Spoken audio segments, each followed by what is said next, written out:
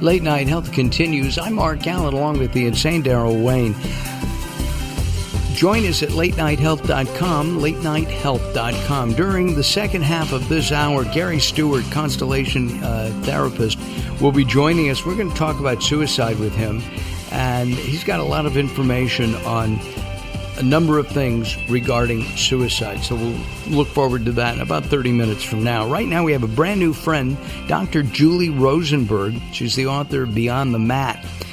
Achieve focus, presence, and enlightened leadership through the principles and practice of yoga, and that is by Dr. Julie Rosenberg, MD. Dr. Rosenberg, welcome to Late Night Health. I believe by training you are a pediatric oncologist. Is that correct? I am. Thank you, Mark. It's a pleasure to be here and to speak with you this evening. I am a pediatric oncologist, although right now I work overseeing global drug development programs in the pharmaceutical industry, so I'm very interested in new drug development for patients with cancer. And at the same time, you have a family, you're writing books, you're being on radio, and living the life, right? That's what I try to do. I think that's the goal for all of us.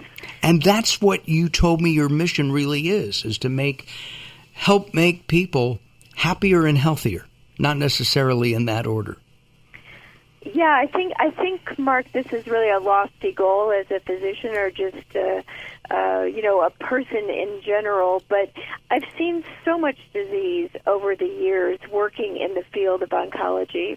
I've come to the realization that any day can be your last, and we really need to be able to live in the moment and also stay present and focused so that we can really achieve the goals that we set out for ourselves. And that's a lot of my premise in Beyond the Mat, which I think is a book that I wrote to try to help people take ownership of their health and stay well through times of uncertainty and change. Because clearly I've seen a lot of folks with cancer who have to battle that uncertainty. But it's beyond the scope of those individuals. It's really all of us living with uncertainty. How do we approach that? How do we make the best of our lives when we can't control everything around us? When you see a patient, especially a baby, a friend of mine called me. His daughter was 5 months old, and the doctor said, take her home, let her die peacefully. Fortunately, that was almost 20 years ago. He did not listen to them. He found another physician that would work with them and his wife and himself, and the baby, as I said, is no longer a baby. Her only job now is to drive her father crazy, because that's what 20-year-old women are supposed to do. I mean, that's their main job, their main goal. And it worked out. But you see young kids, or have seen young kids, what happens? Why does this happen? And I ask you this from a spiritual standpoint rather than as a physician, because anybody who practices and teaches yoga like you do has to have a spiritual side. I do have a spiritual side, Mark, and I have no real answer for why things happen. I mean, we can pontificate about environment, we can talk about genetic predispositions to disease and other things that may impact the development of childhood cancer. But I think the bottom line is, as physicians, we first have a remit, as we take the Hippocratic Oath, to do no harm. But secondarily, I think we have a remit to do the best we possibly can with the tools we have to serve our patients. And, I've heard stories like what you just mentioned, and I think those stories are great. However, it is important to have a trusting relationship with a physician. And I always tell people, that in the event that they don't feel they're getting the answers or the treatment they need, they can always seek an additional or more than one additional opinion. The so-called second opinion, or third or fourth. So-called second or third opinion. But again, make sure you're clear why you're seeking that opinion, rather than are you just shopping for an answer that you might have in front of you or that there might not be a specific answer. Make sure you're clear on your goals of seeking additional opinions, because sometimes more isn't necessarily better. By the way, the book Beyond the Mat, it's dedicated to your dad. That's true. My father was very influential in my life. He did pass on of renal cell carcinoma, kidney cancer, a number of years back. But he really taught me a couple of things. And one is, to live in the present. My father was in the military and saw a lot of difficult things in the Korean War, and I think really learned to live in the present and to be happy in the place where you are. And that really rubbed off on me and my younger sister. And in addition, he taught me how to stand on my own 2 feet and to be able to move forward in areas such as in the medical field when there weren't quite as many women in that field, and also to take some risk and move forward with my interests in the pharmaceutical industry and other areas that were a bigger challenge, especially for women at the time to enter into. So the book is dedicated to him for giving me those foundational learnings. And as you mentioned, I did really focus on writing a book while I was managing my career and my family.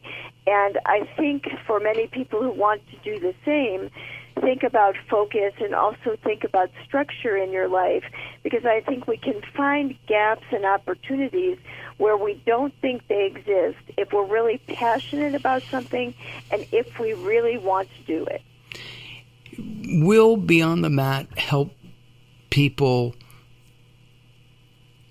Will Beyond the Mat guide people to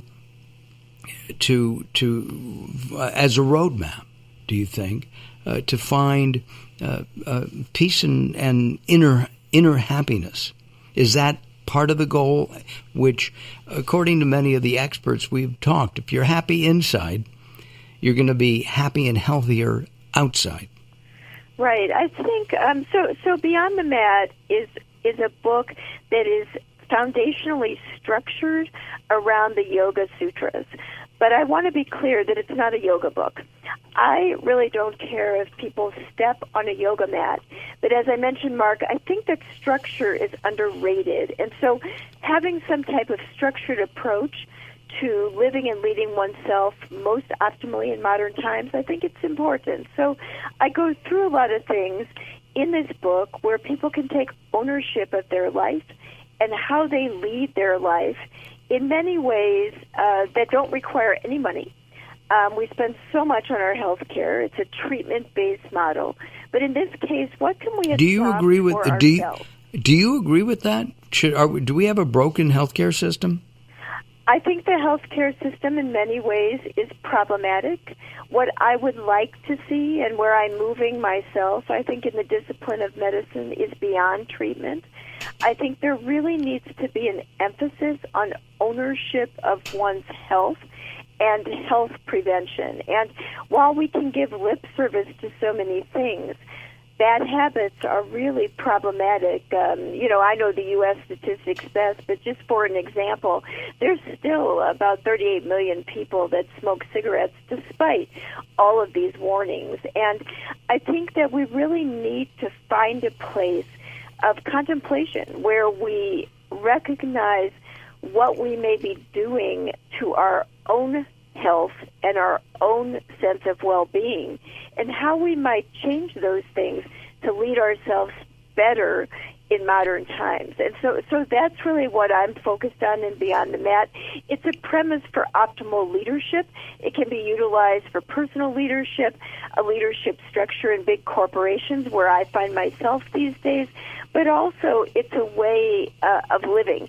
It's a path toward health and wellness and accomplishment that I think is very important for all of us. We want to have a sense of purpose, a sense of accomplishment in our life. And how do we get that? And so much of the onus of responsibility is really on us. And I agree with that. The purpose of late night health has always been to take charge of your own health care. that the doctor or other healthcare provider is not the one who's the boss. You are of your own body. Right. The doctor really serves as a guide, as an advisor, and, in many cases, of course, is an implementer of treatment. But at the end of the day, it really is up to us, no matter what our situation is, to take that situation and live in the most healthy and optimal way. So, for example, with cancer patients, I was in on some of the groundwork of the current cancer survivor movement, especially in pediatric patients.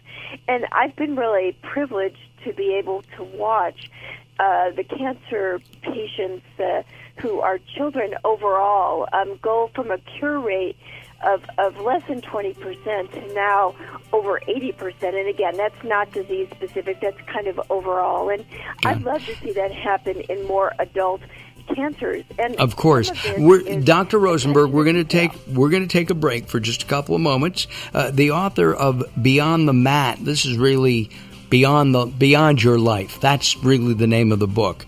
And you can find it at Amazon. Beyond the Mat, Chief Focus, Presence, and Enlightened Leadership. Take charge of your life and your health by Dr. Julie Rosenberg. Dr. Rosenberg and I will be back as Late Night Health continues. Join us at latenighthealth.com. Latenighthealth.com will have a picture of Dr. Rosenberg and a link to her website as well. Don't go away. Take it away, Daryl.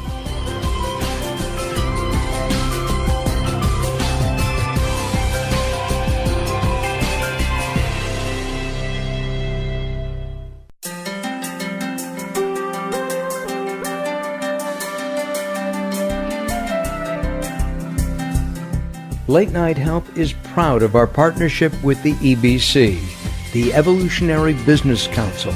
Check them out at ebcouncil.com. You're listening to Late Night Health with Mark Alyn. The show continues in a moment.